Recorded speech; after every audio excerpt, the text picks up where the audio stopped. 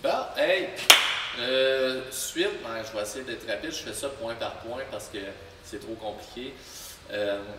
Il y a plus de demandes dans tout ce qui a rapport avec l'huile moteur ou les huiles en général. Fait que là, je fais encore un petit filon là-dessus. Quelque chose d'un peu intéressant parce que les gens vont souvent catégoriser ça de façon huile cheap, bonne huile synthétique, point final. Mais c'est un petit peu plus compliqué ça. Si jamais ça vous arrive de magasiner ça, de faire de votre côté des étapes, d'acheter une pinte par exemple, je vais vous donner certains trucs pour au moins comprendre qu'est-ce qu'il y a sur la bouteille. C'est un peu plus technique d'acheter de quoi pour nettoyer la douche. Quoique, l'info, ça peut mal virer ça aussi. Il existe une des choses qui était considérée à l'époque comme une espèce de standard de qualité, puis qui aujourd'hui est un peu obsolète, ou en tout cas, ça dépend c'est quoi l'auto que vous avez.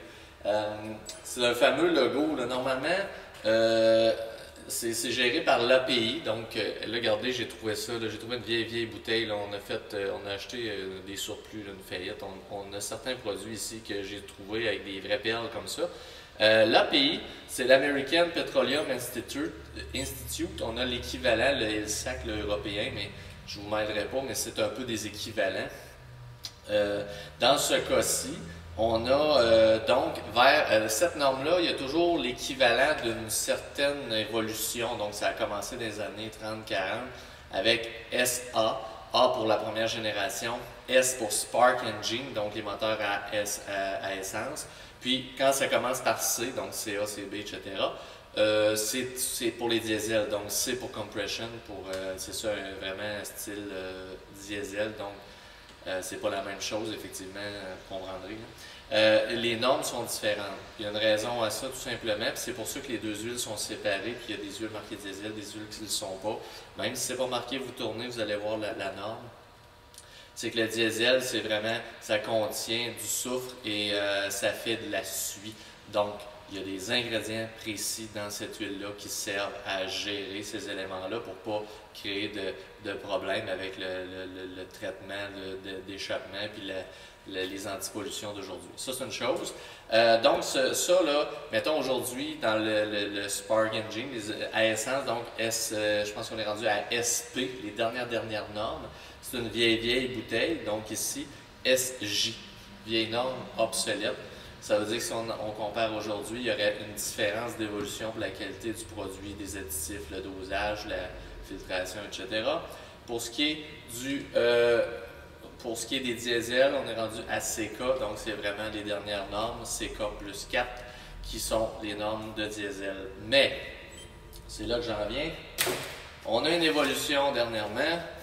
Puis là, présentement, j'ai certaines normes qui sont nettement insuffisantes, même si vous avez la SP nettement fraîche sortie, parce que c'est pas simple comme ça. Dans l'automobile, j'ai beaucoup d'autos d'aujourd'hui qui en demandent beaucoup plus. Mettons que ce soit souvent dans l'européen. Fait que les gens vont me dire j'entretiens mon auto, je mets la synthétique. Ah, c'est pas compliqué, c'est pas simple comme ça.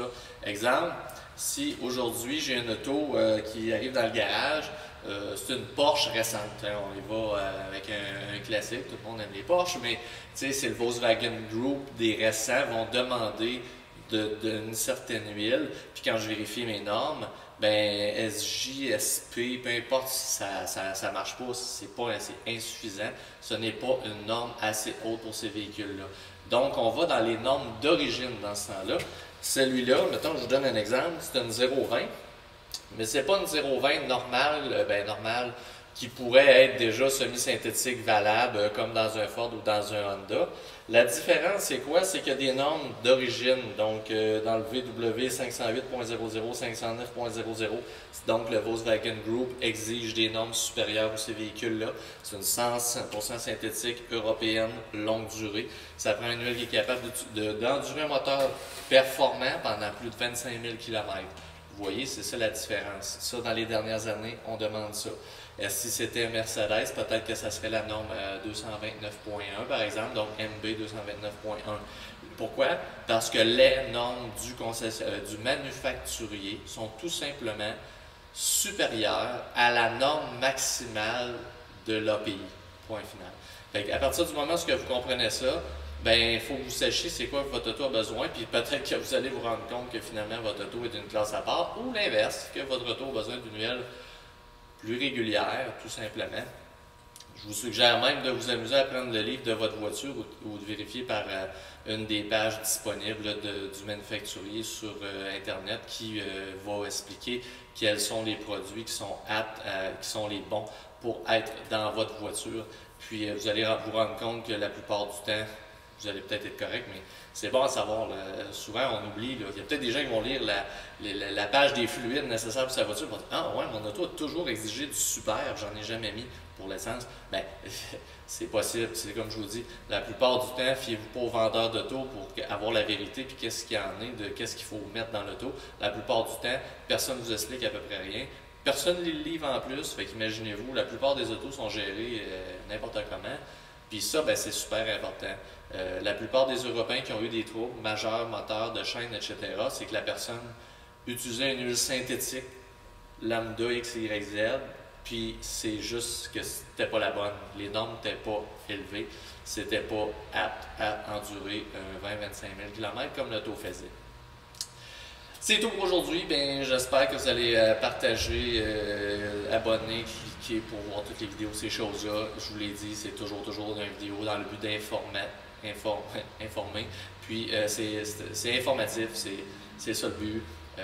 Échanger sur ce, parce que je suis écœuré qu'il y ait un nombre de mythes, des mythes et des faussetés des années 70 qui nous traînent encore aux fesses dans le domaine. D'ailleurs, je pense que je vais me mettre des notes, je vais me faire une vidéo de mythes farfelus, là, puis il y en a encore. Là. Puis c'est ça, partagez, puis moi je vais aller travailler. Bye!